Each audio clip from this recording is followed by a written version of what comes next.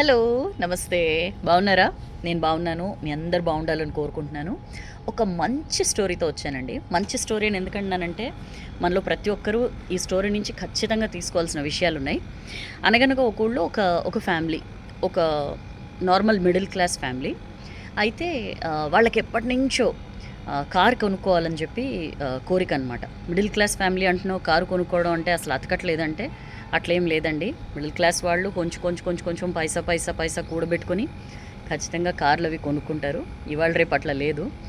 So, అయితే పిల్లలు కూడా, ఇద్దరు పిల్లలు వాళ్ళెప్పుడు కూడా డాడీ కారు కొనుక్కుందాం అని చెప్పి అంటూ ఉంటారనమాట. ఆయన ఖచ్చితంగా కొనుక్కుందాం అని చెప్పి మొత్తం దానికి సంబంధించి పైసలు కూడబెట్టడం ఇవన్నీ చేస్తూ ఉంటాడు. అట్లా కొంతకాలానికి ఒక కారు కొనుక్కోవడానికి కావాల్సిన డౌన్ పేమెంట్ తాలూకు మనీ సమకూరుతుందనమాట. మిగిలింది లోనే కదా! అయితే సరే అని చెప్పి చాలా సంతోషంగా వచ్చి మనం ఇవాళ కారు కొనుక్కోవడానికి వెళ్తున్నాం అని చెప్పి వైఫ్ అండ్ పిల్లలకి చెప్పి పదండి వెళ్దామని చెప్పి అందరూ నలుగురు కలిసి షోరూమ్‌కెళ్తారు. షోరూమ్‌కెళ్ళిన తర్వాత పిల్లలకి నచ్చిన కలర్ కారు బుక్ తీసుకొని వెళ్తూ ఉంటారనమాట. వాళ్ళకి మామూలుగా కారు కొనుక్కున్న తర్వాత మనం పూజలవి చేయించడం అలవాటు కదా! ఏ వెహికల్‌కైనా. సరే అట్లానే ఆనందంగా చక్కగా పిల్లలిద్దరూ హుషారు కారులో కూర్చుంటారు. చక్కగా వెళ్తూ ఉంటారు. సరే పూజ చేయించుకోవడానికి వెళ్దామని చెప్పి వెళ్తూ ఉంటారు. సరే సడన్‌గా వాతావరణం మారుతుంది. కొంచెం హోరు గాలి, వాన ఇట్లా స్టార్ట్ అవుతుందనమాట. వీళ్ళు వెళ్తూ ఒక సిగ్నల్ దగ్గర రెడ్ సిగ్నల్ పడితే ఆగుతుందనమాట కారు. గుడికి వెళ్దామని చెప్పి అనుకుంటారు కదా! సరే కారు ఆగుతుంది. ఆగేసరికి అక్కడ ఎట్లనో రోడ్డుకి సైడ్ ఉన్న ఒక పాత చెట్టు ఒకటి ఆల్ ఆఫ్ ఎ సడన్ ఈ గాలికి దానికి ఇట్లా వీళ్ళ కారు మీద పడిపోతుందనమాట. కారు మీద పడిపోయి కారు మొత్తం ఆల్మోస్ట్ బాగా నుజ్జుగా అయిపోతుంది. ఆ చుట్టుపక్కల ఎవరైతే ఉంటారో వాళ్ళు చూసి గబుక్కుని పరిగెడతారనమాట. అరే! కారులో వాళ్ళ పరిస్థితి ఏంటో అని చెప్పి గబగబా వీళ్ళు రెస్క్యూకని పరిగెట్టుకుంటూ వస్తారు. పరిగెట్టుకుంటూ వచ్చి మొత్తం అంతా ఇది చేసి తీస్తే వీళ్ళ నలుగురు సేఫ్‌గా ఉంటారు. ఎక్కడో చిన్న చిన్న గాయాలు అవుతాయి తప్ప ఓవరాల్‌గా లైఫ్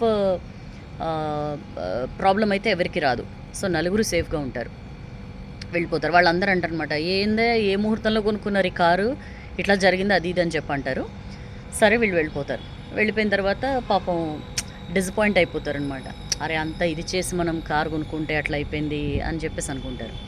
అయితే ఇతను సరే కార్‌కి ఇన్సూరెన్స్ ఉంటది కాబట్టి అది మొత్తం క్లెయిమ్ చేసుకుంటారు. మొత్తం కార్ అంతా కూడా మళ్ళీ ఇంక కార్ తీసుకోరు, ఈ కార్ అయితే తీసుకోరు అని చెప్పి ఫిక్స్ అయిపోతారు వైఫ్‌ను, పిల్లలు. అయితే ఆయన మొత్తం అంతా సెట్ చేయించి కార్ మొత్తం మళ్ళీ రిపేర్ చేయించి మళ్ళీ తీసుకొనొస్తాడనమాట. వచ్చి పదండి పోదాం. మనం ఆ రోజు పూజ చేయించుకోవడానికి వెళ్తున్నాం గదా! ఆ రోజు అట్లా ప్రమాదం జరిగింది. ఇప్పుడు పదండి మనం పూజ చేయించుకోవడానికి వెళ్దామని చెప్పి వెళ్తారు. వీళ్ళు భార్య, పిల్లలు కొంచెం భయంగానే వెళ్తారు. బట్ నాన్న చెప్పారు గదా! ఏం అనకూడదని చెప్పి కామ్‌గా వెళ్తారనమాట. అందరు కలిసి కార్‌లో కూర్చుంటారు. వెళ్తారు. మంచిగా పూజ అది చేయించుకొని స్వీట్‌లవి తీసుకొచ్చి కాలనీ వాళ్ళకి వీళ్ళకి స్వీట్లు పంచిపెడతారు. అయితే వాళ్ళందరూ అడుగుతారనమాట, "ఏందే నువ్వు పెద్ద పిచ్చోళ్ళలా ఉన్నావు? ఆ కారు వల్ల అంత పెద్ద ప్రమాదం జరిగింది మీకు. మళ్ళీ అదే కారుని తీసుకొచ్చావేంటి? అసలు ఏమైనా ఆలోచన ఉందా నీకు?" అది ఇది అని చెప్పి అంటారనమాట. ఆల్మోస్ట్ వైఫ్‌కి కూడా అదే డౌట్ ఉంటుంది. సరే అక్కడే ఉంటుందనమాట కామ్‌గా వాళ్ళనే మాటలవి విని. అయితే అతను అంటాడనమాట, "మీరు భలే ఉన్నారు.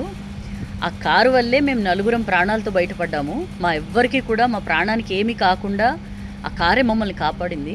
అట్లాంటి కార్‌ని ఎట్లా వదులుకుంటాను" అని చెప్పి అంటాడనమాట. ఒక్కసారి నిజమే కదా! వాళ్ళ వైఫ్ కూడా నిజమే కదా అనిపిస్తుంది. నిజంగా కూడా మనం ఏదైనా సరే అండి, ఏదైనా ఇష్యూ లైఫ్‌లో, ఏదైనా సమస్య, ఏదైనా ఒక ఘటన, మనం చూసే దృష్టికోణం అని చెప్పి అంటాం. మనం చాలా సార్లు మాట్లాడుకుంటాం. పర్స్పెక్టివ్. మనం ఎట్లయితే చూస్తామో అట్లా అది మనకు కనపడుతుంది.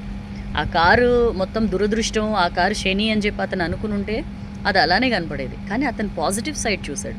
ఆ కారు వల్లే మా ప్రాణాలు నిలిచాయి అని చెప్పి. సో, లైఫ్‌లో ఎప్పుడైనా సరే ఈ బుజ్జి స్టోరీ నుంచి మనం తెలుసుకోవాల్సిన వాల్యూ అది. లైఫ్‌లో మనకి చాలా ఇష్యూస్ జరుగుతాయి. చాలా ఘటనలు జరుగుతాయి. చాలా ప్రాబ్లమ్స్ వస్తాయి. అది ప్రాబ్లమా కాదా? అది మన మనసుకి ఎక్కించుకునేంత పెద్ద ప్రాబ్లమా? దాన్ని తల మీద పెట్టుకొని మదన పడేంత పెద్ద ప్రాబ్లమా? ఈ డెసిషన్ కంప్లీట్‌గా మీ చేతిలో ఉంటుందండి. That depends on the perspective. మీరు దాన్ని ఎట్లాంటి దృష్టితో చూస్తున్నారు అనే దాన్ని బట్టి ఆధారపడి ఉంటుంది. సో, ఏది జరిగినా సరే ఖచ్చితంగా దాని వెనకాల ఒక రీజన్ ఉంటుంది. అదేంటో కరెక్ట్‌గా చూడగలిగినప్పుడు ఖచ్చితంగా దానివల్ల బాధపడడం, దాని గురించి తలుచుకుంటూ మీ మెంటల్ పీస్‌ని ఖరాబ్ చేసుకోవడం ఇట్లాంటివేం జరగవు. సో, నాకైతే నచ్చింది స్టోరీ. అండ్ మీరు కూడా ఈ స్టోరీ విన్న తర్వాత ఏదైనా ఒక విషయానికి సంబంధించి మీ దృష్టికోణం, మీ పర్స్పెక్టివ్ మారిందా నాకు చెప్పండి. కింద కామెంట్ సెక్షన్‌లో పోస్ట్ చేయండి. చాలా గ్యాప్ వచ్చింది కదా! 2 వీక్స్ అయిపోయింది సౌజన్య ఏమైపోయావు అంటారా? నేను వెకేషన్‌కెళ్ళాను. We have been to Kodaikanal. ఎంత అందంగా ఉందో తెలుసా? నేను అస్సలు మాటల్లో చెప్పలేను.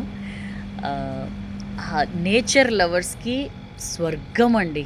అంతకు మించి ఇంక నాకు మాటలే లేవు. నేను అక్కడ చూసి అవన్నీ సీనిక్ బ్యూటీ అంతా ఎంజాయ్ చేస్తున్నప్పుడు అనుకున్నా, నేను కవినైనా అయితే బాగుండేదే, అద్భుతమైన కవితలు రాసేదాన్ని అని చెప్పి. చాలా చాలా అందంగా ఉంది. అండ్ చాలా రిఫ్రెషింగ్ అనిపించింది ఈ రెగ్యులర్ లైఫ్ నుంచి కొంచెం హట్కే. చాలా చాలా బాగుంది. సో అందుకనే వెకేషన్లో ఉండడం వల్ల ఆ తర్వాత వచ్చిన తర్వాత కొంచెం సిక్ అయ్యాను. ఆ తర్వాత ఇంకా ఎలక్షన్స్ కౌంటింగ్ హడావుడి వీటన్నిటి వల్ల పోస్ట్ చేయలేకపోయా. ఎనీవేస్ గ్యాప్ వచ్చినా మళ్ళీ మనం అదే స్థాయిలో వచ్చాము. ఎస్, ఈ స్టోరీ మీకు నచ్చిందా? ఇంకా ఈ స్టోరీ నుంచి మీకు ఎలాంటి వాల్యూస్ కనిపించాయి ఇవి కూడా చెప్పండి. కింద కామెంట్స్ అన్ని డెఫినెట్లీ నేను చదువుతాను. నచ్చితే లైక్ చేయండి, బాగా నచ్చితే షేర్ చేయండి. నెక్స్ట్ వీడియో కోసం వెయిట్ చేయండి. This is your Soujanya signing off.